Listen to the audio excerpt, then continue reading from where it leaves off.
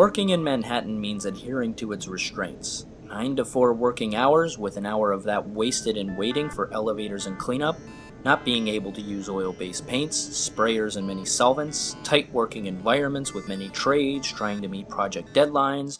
For the wealthiest people in the world and the most prestigious interior designers and architects can make for extremely stressful weeks, months, and sometimes years. My interior designer wanted to take this white Park Avenue wall and turn it into a highly polished orange finish. Didn't have an idea of a finish as long as it was a polished orange that we got from the client's son's SAT study book off his bookshelf. She liked this Pantone color. I worked with the paint manufacturer to eliminate the black tint, the little bit of red, added a little bit of yellow and white to come close to matching the Pantone, even though that's very difficult to do. And basically came up with a water-based technique that wasn't plaster because the client didn't want movement. So I was limited to a lacquer-like finish like a car without using solvents and a sprayer, basically. So I had to do my best with Aura paint, as I said, roller and a brush, and water-based lacquers and a lot of sanding, lots of dust. I think there's about 9 coats with some wax. Hope you enjoy. Spend a good amount of time protecting the surrounding areas that won't be receiving the treatment with low-tack blue tape and 12-inch brown paper.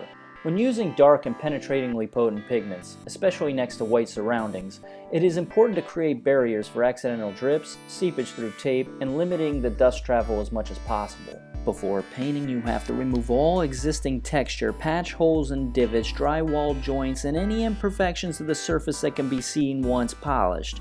This technique is unforgiving and will show all its fault at the very end. It's imperative to keep a clean surface and working environment at all times. This includes removing lint and hair from roller sleeves and brushes and even drying paint. We're going to use a custom color in Benjamin Moore Aura paint in an eggshell finish. You want to add XIM extender and Floetrol to your mix, but no more than a total of 10 ounces per gallon. You want to build up color. Actually, right now I'm adding the first coat of 3.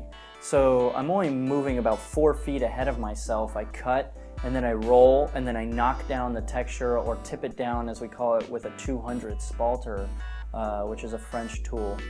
And I want to get rid of as many brush strokes or roller marks as possible, and that's why you add the XIM extender and the Floetrol in there.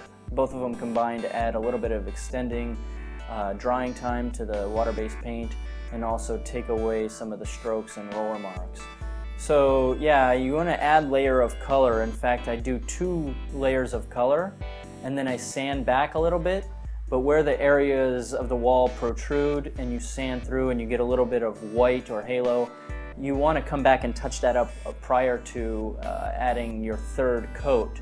So the 3rd and final coat, which you could do many more of. You know, you could do 5 coats, and 5 coats would really give you a lot of color. Again, there was time restraints, so I had to be perfect on 3.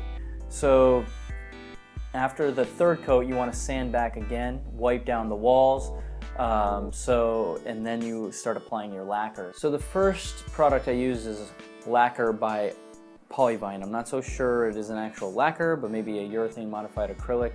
And I mixed again the XIM extender into the product to give me a little bit extra open time and to eliminate some of the roller marks. So I did apply 3 coats, even though in the video I think I'm only showing 2. There are 3 coats. You can't even tell in the video because it's clear, but it's just basically applying 3 coats really quickly and allowing them to dry, you know, 30 minutes in between maybe. You don't even need to wait very long. For whatever reason, this product, you can apply many coats in a very short period of time. In fact, I've done 5 in the same day. I mixed the second lacquer, which is Agua Lente by ML Campbell. I believe George Takei would be happy with that one. Agua, as he would say. Anyway, you want to mix the XIM extender in there as well to help take care of some of those roller marks. And you want to apply it and do the exact same thing you did with the Polyvine and roll it on multi-directional if necessary. It doesn't necessarily matter how it dries as long as you're not leaving super hard edges, because you're going to sand it back, and when you're sanding that water-based lacquer, you're going to get rid of all that texture. But wear better protection. If I could go back, I would wear a little bit better protective masks, maybe a little bit more protective clothing, because it's an ultra-fine dust I wasn't expecting. After this, you can use a 600, 800, and 1200 incremental wet sanding, which if I had 2 more days, I would have definitely put the time and effort into it.